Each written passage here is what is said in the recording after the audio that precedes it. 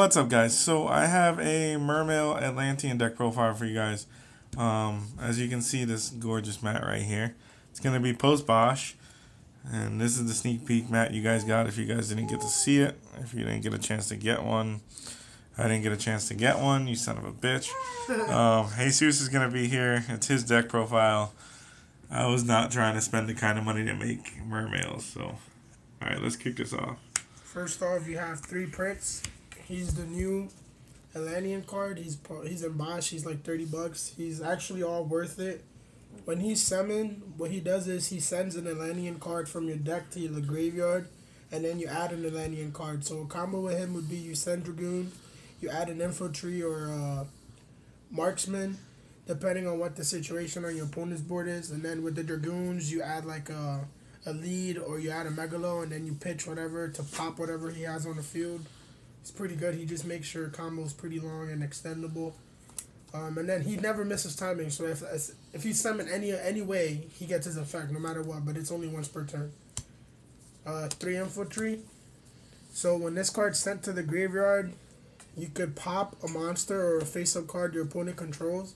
And then another good effect that this card has is when you summon it on the field, you also have an extra normal summon. So you can normal summon again.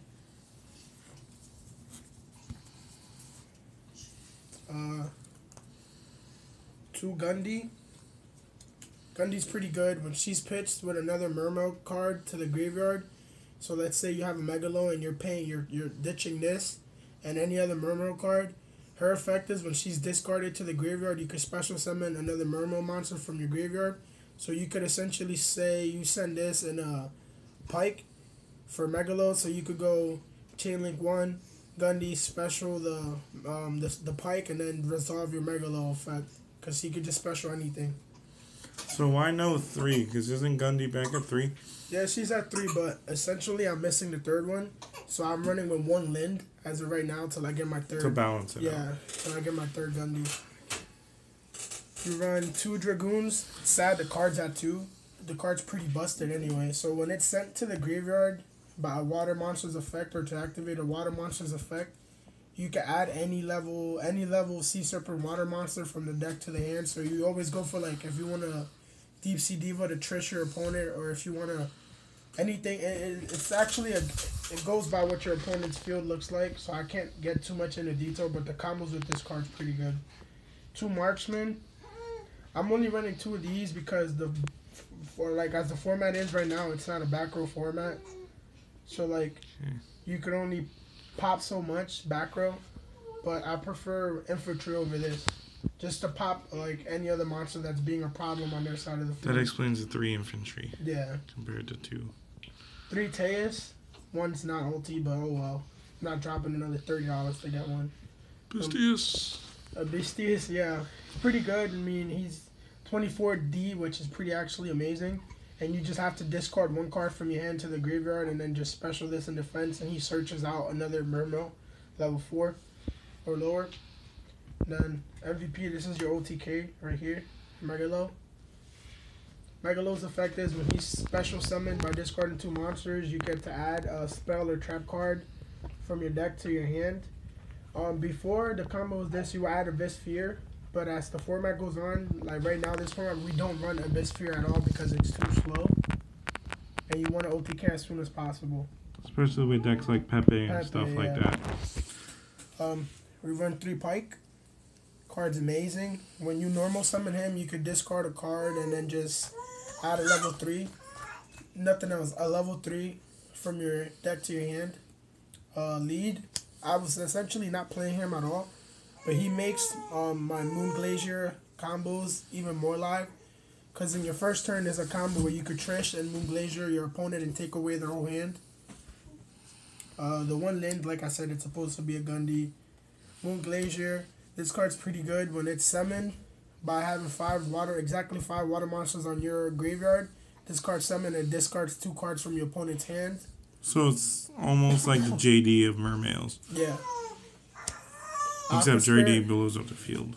Aqua Spirit, it's just an annoying card. You summon this by banishing 1 water monster in your graveyard. When this card's effect is when it's in your opponent's main phase, Standby phase. You could change the battle position of a monster they control, and they can't change it at all. Deep Sea Diva, my favorite card of the deck. There's a combo with this that I'll try to show at the end of the video real fast. This is essentially a 1-card Trish combo. Now for the hand traps, because you have to run them. These are actually supposed to be Ghost Ogres, but I can't get them as of right now. They're still 75s. But Effect Bailer is almost the same thing, gets the job done. And it's also good to Effect Bailer a Wizard when Pepe sends one against you and tries to pop their skills. You just go Effect Bailer. Stops him right in his tracks. Maxis, because Pepe is a deck and it likes a special a lot, so you just... So why no 3 Maxis? I mean, the deck itself, as of right now, it's like a rough draft. But as of right now, the deck just... I wouldn't run it at 3 because of the tight space. I don't want to run a 41-card deck. At first, I was running 3. But, I mean, you don't need these cards at all because you want combo pieces. You don't want other cards. You just want to have your combo pieces.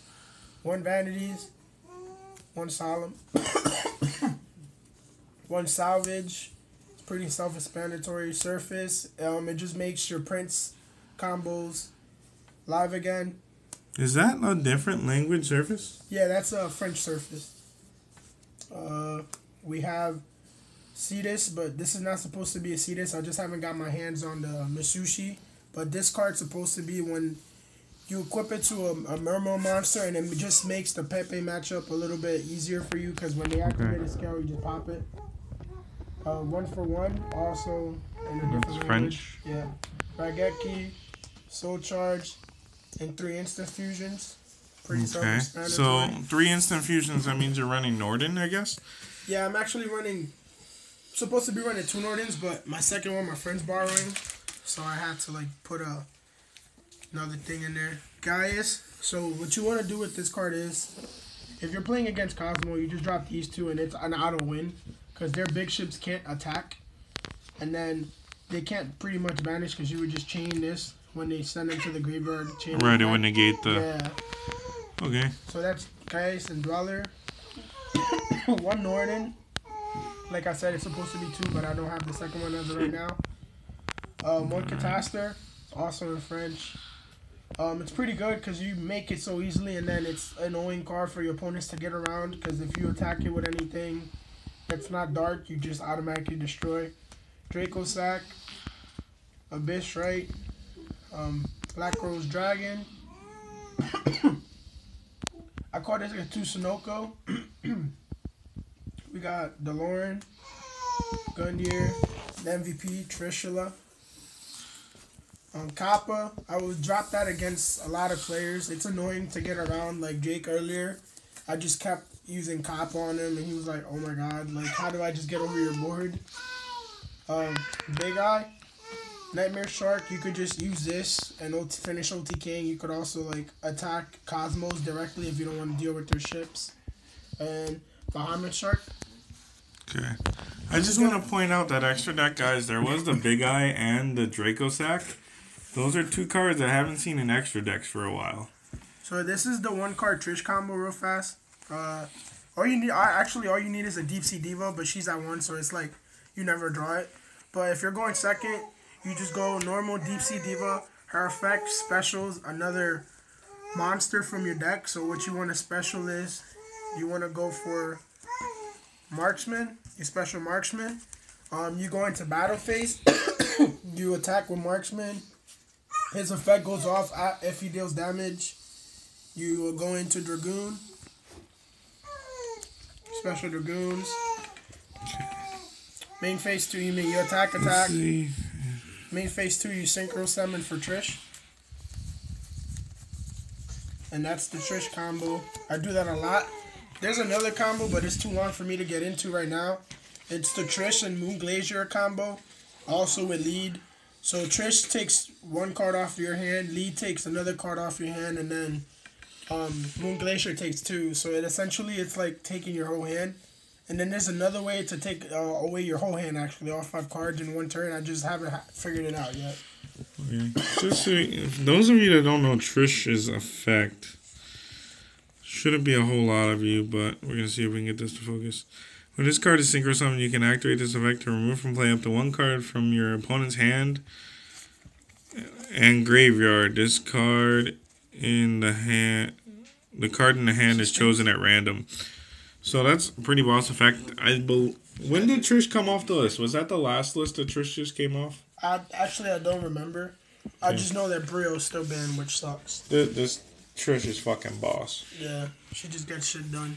So guys, one more shout out to the Breakers of Shadows sneak peek mat. Cause look at that mat's sexy as hell. Then thanks Jesus for your deck profile. No problem, bro. If you guys like the deck profile, give it a big thumbs up. It is post Bosch, so also it's rough draft. So when I actually do finish it, I'll make sure that we update the profile. okay, so it'll be updated. Yeah, leave a comment down below what you guys think about the build. Any suggestions for the build, leave it down there also. I'm sure Jesus is open to suggestions. And don't forget to subscribe for more Yu-Gi-Oh content, because I've been uploading at least 3 times a week, guys. So I will see you later.